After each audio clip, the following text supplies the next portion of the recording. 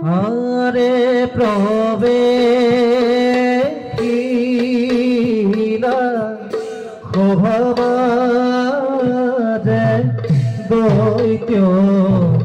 মাতা দিতি আরে সঙ্গে চলে কয়াধু দেখি সুন্দরী আরে সঙ্গে চলে কয়াধু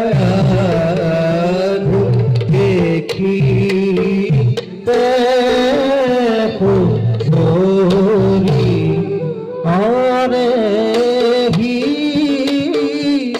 মতে কইলা গয়া সভা রবিত আরে রাম হরি নাম হরি বোলা